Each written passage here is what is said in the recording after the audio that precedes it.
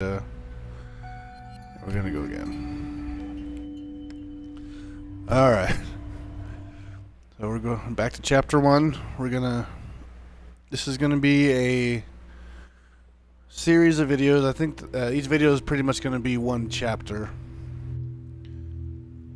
And then that's it. You know, I'm trying to do something a little bit different right now. Alone in the darkness. This isn't gonna be like a, I guess, you know, any percent playthrough. I'm gonna be trying to collect all the little hidden candles in this playthrough. So why do I burn? This is kind of like a 100% walkthrough kind of thing. Why am I different? You know, kind of, you know, but definitely a little more casual. Most likely gonna end up having to basically segment all the each level. Like each level in each chapter, like segment each chapter. So each level, because I might not get everything on the first try, and I really don't want to like play this game, like learn the game that much to where I can like play through the entire game without making a mistake or forgetting something. So I figure this is a pretty good way of getting a pretty cool video out. I mean, you know, this game is pretty good. You know, it's candle kind of moves a little bit slow, but you're also a sentient candle. I mean, how fast can you really go? So, but as far as the platforming goes and the intended mechanics that are involved in the game, these guys did a really good job. It's a very good game. Definitely suggest it. And it has free DLC added on to it. I'm not sure when it exactly came out, but I played through it on my live stream, like just played through it blind, and it was really good. It was really fun. And it wasn't just like 3 extra chapters of nonsense. Like they actually completely, like, you know, they created 3 different, you know, completely new mechanics that you have to learn. Hey, we got all of them. So it was definitely neat. You know, definitely wasn't just same old playthrough, more levels. It was really cool the way that they did the DLC. So we're gonna go ahead and move on to level 2.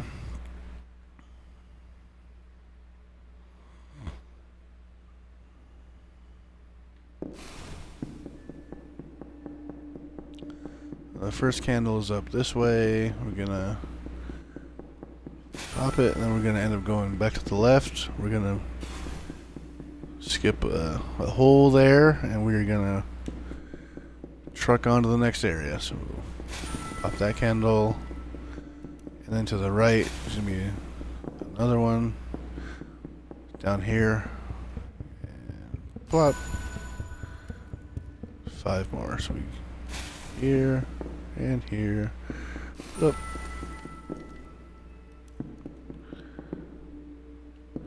So for this, you got to kind of work this thing as like a teeter-totter. So you have to just hang out here for a while, wait for the plank to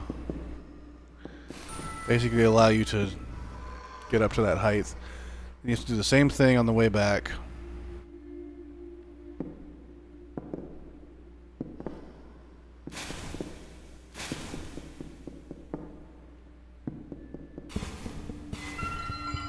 Now those big candles that kind of look a little bit out of place, those are your checkpoints. So you're definitely going to be needing those for the playthrough, especially if you're going to be playing through the game, you know, filthy casually, or however people put it now. Definitely going to help. So there's our last candle. We can see it up on the left. We have to wait for this.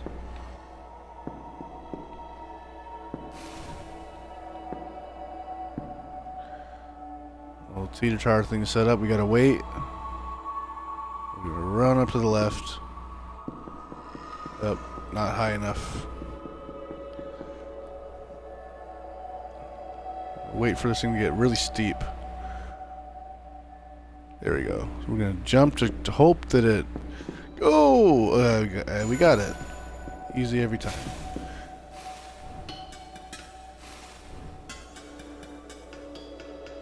We make our way around, and hey, we got it. We're done.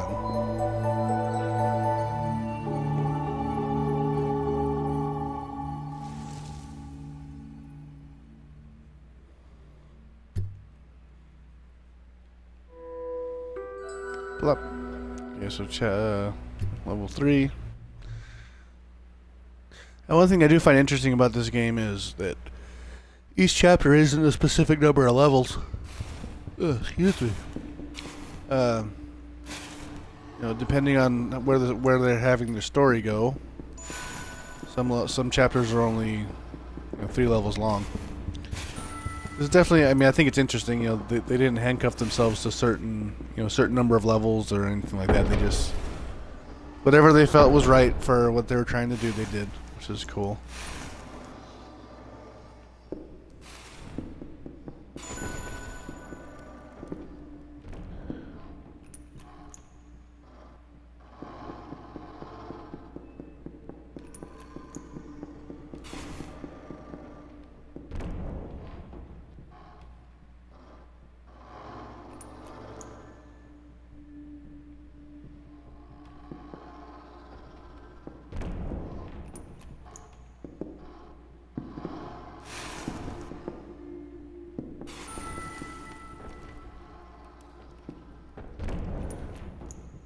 All that for... Oh, that could have been...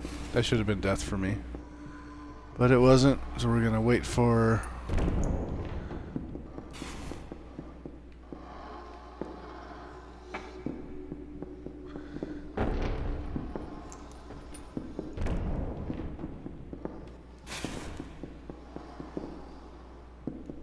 Hey, there we go.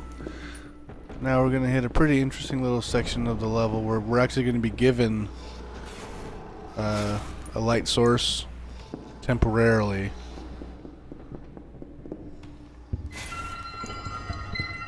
You'll see what I mean here in a second.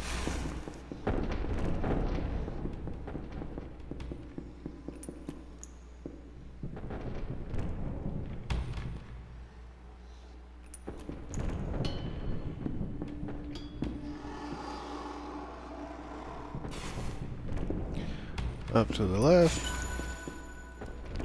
We just gotta wait for it to come back.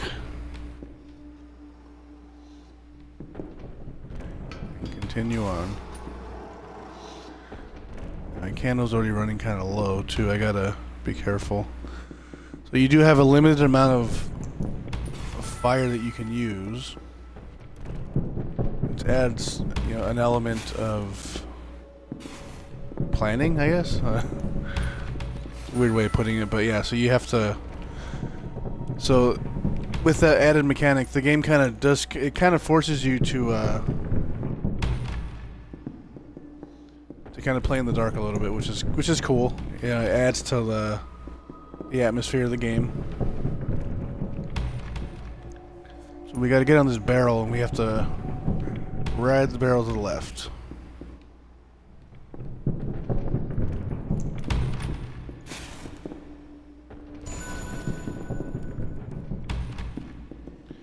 We gotta get back,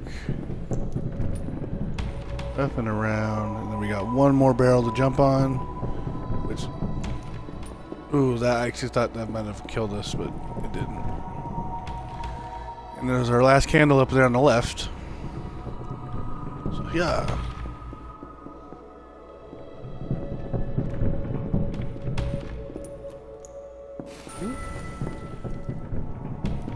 And another cool thing that the game does too is to let you know how low your health is or how low like your wick is. So once your wick goes out, you're dead.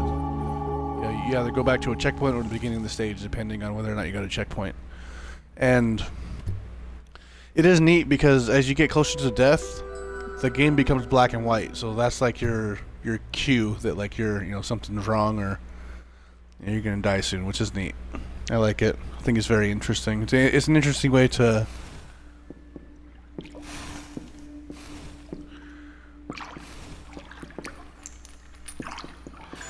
over to the right.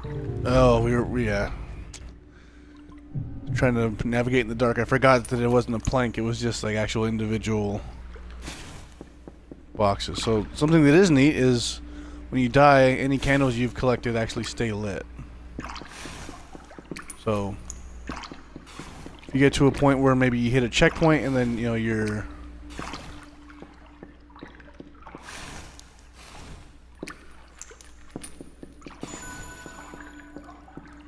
This is a pretty cool way of getting this little guy. You gotta move the disc and then you're allowed to get to this height. Up. Yeah, so if you get to a point, you know, where you've hit a continue or something, like you don't have to go. Oh, we're dead. Yeah. Man, falling between barrels, and we're still in good shape. So we've already collected.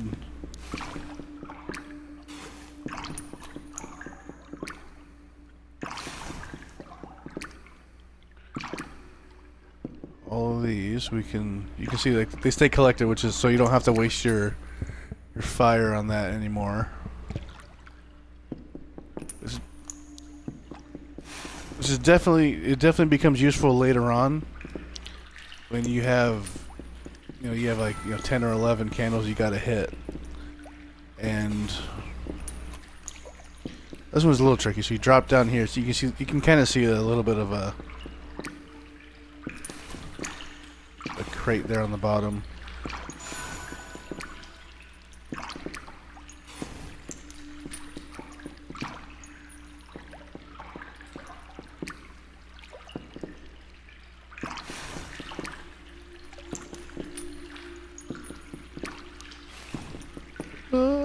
Okay. So now we're hitting the part where the game actually gives you a little bit of light.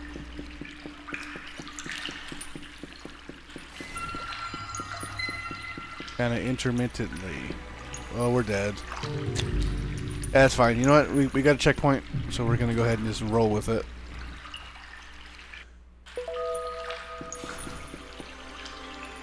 We're gonna go ahead and wait for the crates to come by. We only have to jump off the crate once, and it's gonna be after these series of chains.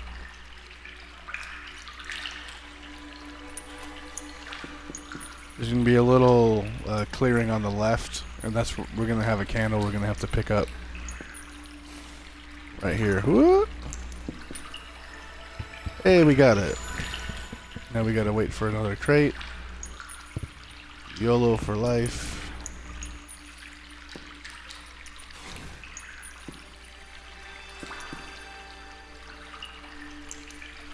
There's another candle up there. Then we got, I think, maybe 2 more left, and then we're done.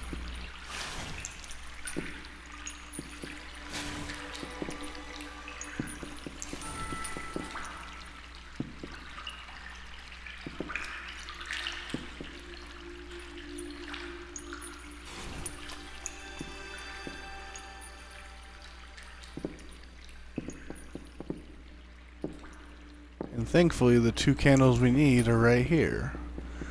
So the candles are gonna... I don't know if the symbol's always the same or not. I wouldn't think so. Yeah, it's not. Okay, so you see these little symbols on the door, you gotta hit these buttons in the right order. So we got the circle, and we got the square, and we got the circle, and we got the lambda sign. Oh no, so, wait, no, lambda's like a triangle. Never mind. Never mind, I lied. I don't know my Greek letters.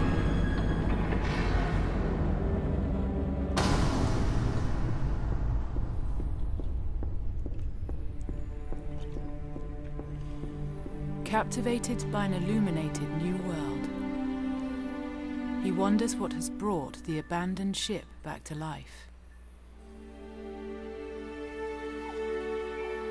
And what mysteriousness I would read this stuff out, but her voice is way better than mine.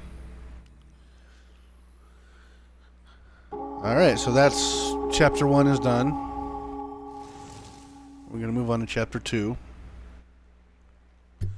So here's where I have absolutely no confidence in my gaming ability. So here's where, with the recording, if I end up having to